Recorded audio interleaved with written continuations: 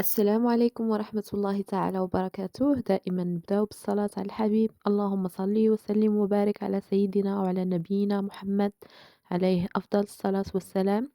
كي دايرين الحباب؟ كنتمنى تكونوا على خير إن شاء الله وفي أتم الصحة والعافية.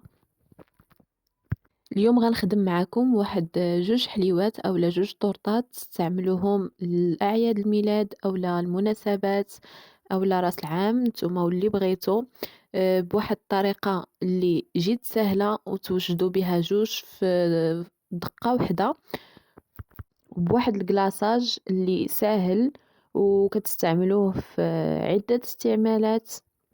هنايا خلطت الألوان ديال الكلاصاج، نوريكم الطريقة كيفاش تلونوا الكلاصاج، وخلطت الألوان باش عطاني هاد اللون هذا. أنايا من المحبين ديال هاد اللون هذا.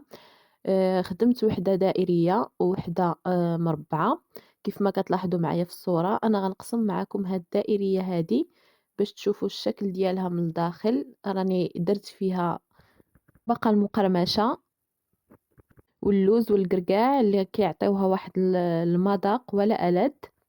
ندوزو المقادير وطريقة التحضير بسم الله على بركة الله. عندي هنايا 10 ديال البيضات بحرارة المطبخ، وعندي 4 ديال الساشي ديال الفاني، وعندي قبصة ديال الملح، وعندي 350 غرام ديال السكر سنيدة، و400 غرام ديال الدقيق، وجوج خمارات بوزن 16 غرام، وعندي ربع كأس ديال زيت المائدة. كناخدو داك البيض وكنضيفو عليه سكر سنيدة وقبصة ديال الملح، وكنضيفو عليه داك 4 ديال الفانيات، حيت هنايا ضبلت لكم المقادير باش يعطيوني تمن جوج ديال الحلوات. صافي ضفت الكل وغنديرو في العجانة وغنخليه يطرب حتى يتضاعف الحجم ديالو ويبيض معنا البيض على هاد الشكل هذا. عاد باش غنبداو نضيفولو الدقيق والخمارات. بالنسبة للناس اللي بغاو يديروا لاجينواز كحلة بالشوكولاتة ينقصوا تمن واحد 50 غرام ديال الدقيق ويعوضوها ب50 غرام ديال الكاكاو. صافي انا هنايا بديت كنضيف الدقيق ديالي تدريجيا وانا كنغربلو وكنخلط من التحت للفوق، ما نخلطوش بسرعه باش ما يهبطش معنا داك القوام ديال البيض. صافي هنايا غنبدا نضيف الدقيق بشويه بشويه حتى غنكمل الكميه ديالي كامله على هاد الشكل هذا. وغنضيفو الخمارات ديالنا. هنايا غنضيف جوج خمارات بوزن 16 غرام. صافي من بعد ما غنضيف الخمارات نكمل بنفس الطريقة وغنخلط من التحت للفوق. عاد باش غنبدا نضيف داك الزيت ربع كأس ديال الزيت اختياري، بامكانكم تضيفوه بامكانكم لا. هذا كيعطينا واحد طراوة لاجينواز.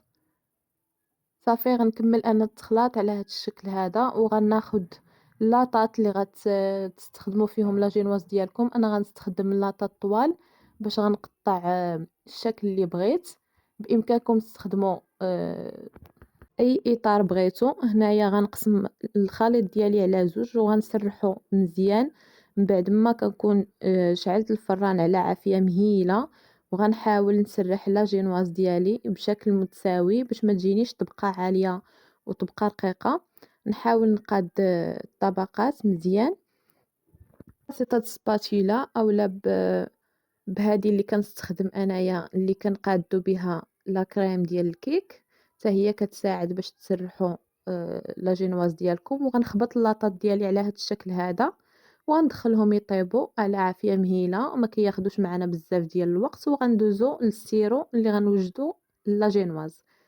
كناخذوا هنايا واحد 200 غرام ديال سكر سنيده و200 ملي ديال الماء، وكناخذوا واحد الملعقه ديال قهوة سريعة الذوبان، وكناخدو واحد جوج فانيات وكنضيفو الكل فوق النار.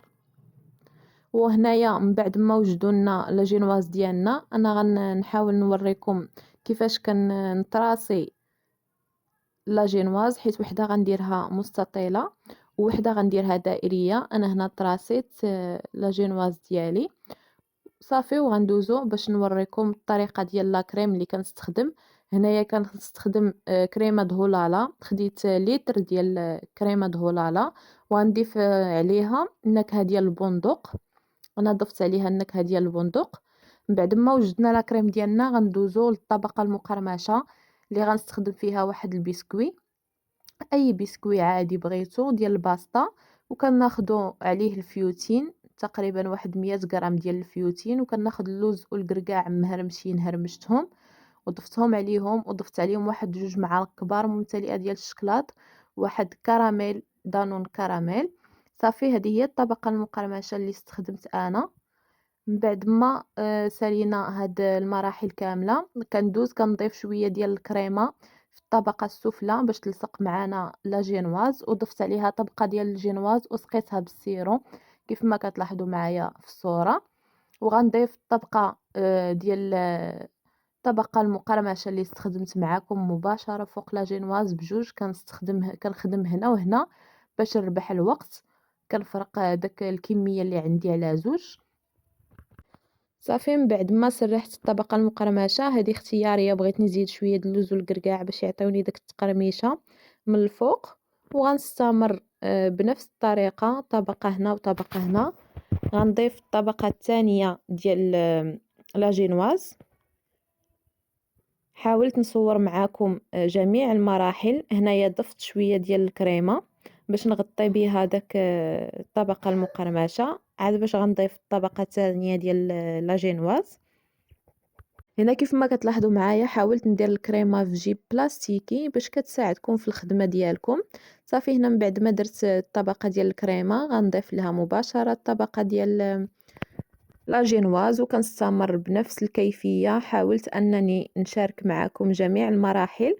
هنايا غندير السيرو المره الثانيه باش نسقيو لا جينواز، ضروري ما نسقيوها. وغنضيف عاوتاني طبقة ديال الكريمة نفس الطريقة استخدمت في الإطار الدائري، بغيت باش نختصر عليكم الوقت. هنا خديت كراميل، خديته وضفتو حتى هوايا مباشرة من فوق الكريمة، وغنضيفو حتى الطورطة الدائرية.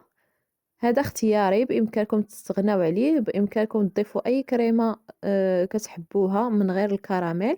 صافي هنايا غنولي ندير الطبقة الثالثة ديال لا جينواز، وغنكمل بنفس الكيفية حتى غنسالي الطريقة كاملة ديال الطورطات. بالنسبة لديك الليتر ديال الكريمة ديال الهلالة راه كتكفيكم الجوج ديال الطورطات، طيح عليكم اقتصادية وتا في المذاق ديالها هائل.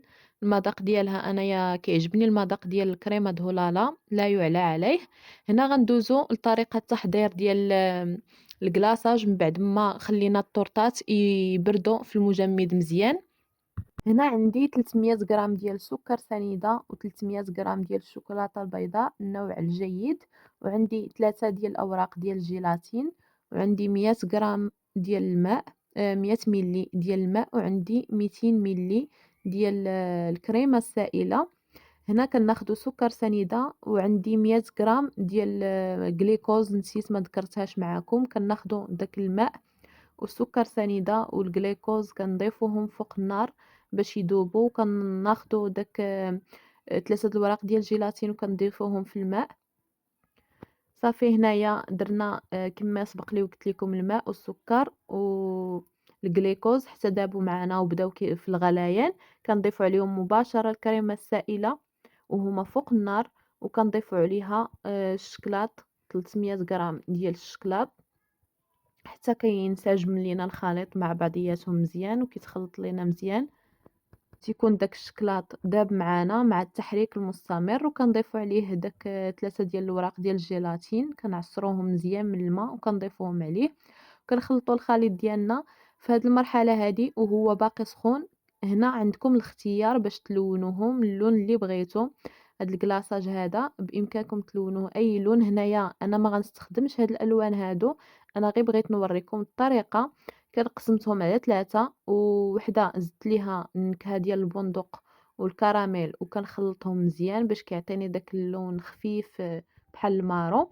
وهنايا ضفت ليهم اللون الاخضر ووحده ضفت ليها اللون الاحمر غير باش نوريكم كيفاش تلونوهم وتغطيوهم بهذه الطريقه بالبلاستيك وتخليهم ليله كامله. انا هنايا ما خليتهمش ليله كامله، غير بغيت نصور معكم هذه المرحله هذه ونوريكم كيفاش تستخدموهم فوق الطورطات ديالكم.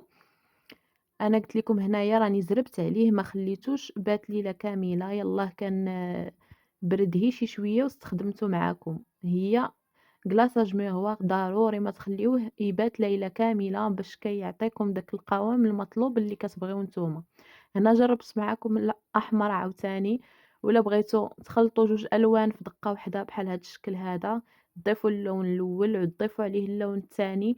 أنا غير غنوريكم الطريقة. أنا اللون اللي بغيت غنخلّط هاد الألوان كاملين باش يعطيوني داك اللون المطلوب اللي بغيت أنا، غير بغيت نوريكم كيفاش تستخدموه وصافي. صافي هنايا أنا غنخلّط الألوان كاملين وغندير اللون اللي بغيت أنا. أنا هذا هو اللون اللي باغا، هو اللي غنستخدم في الطورطات دياولي بجوج. غنخلّط هاد الألوان ب3 باش يعطيوني هاد اللون هذا. صافي من بعد ما نصاوب هاد اللون فوق الطورطات غنخليهم حتى يبردو. صافي هنا غناخد الشكلاط، اما الشكلاط الابيض ولا الاسود، وغندوبو ونحاول نصاوب بالطريقه ديال التزيين باش نزين الطورطات. انا استخدمت هذا البلاستيك هذا اللي كيخلي فيه داك الطابع ديال النجيمات، وانتم التزيين كيبقى لكم اختياري. نتوما كتبدعوا في التزيين كيف ما بغيتو. انايا زينت الشكل الدائري على هذا الشكل هذا، حاولت نزينو بقطع ديال المارشميلو ودرت له خطوط بالشوكولاتة البيضاء، ودرت له داك الشكلاط اللي خدمت معاكم، حاولت نقطعو على هاد الشكل هذا وزينت به.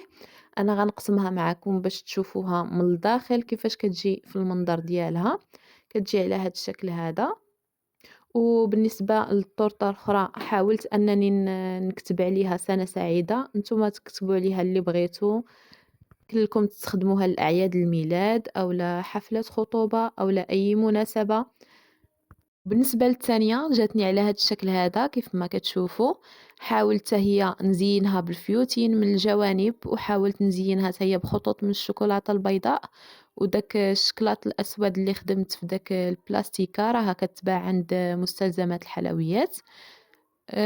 صافي كان هذا هو تزيين بسيط خفيف ظريف على قلوبكم. كنتمنى أن هاد الوصفات ينالوا الإعجاب ديالكم، وكنتمنى أنكم تشاركوهم مع الأهل والأحباب. متنساوش تفعلوا الجرس وتضغطوا على زر الاشتراك. إلى وصفة أخرى إن شاء الله. دمتم في رعاية الله وحفظه، وإلى اللقاء.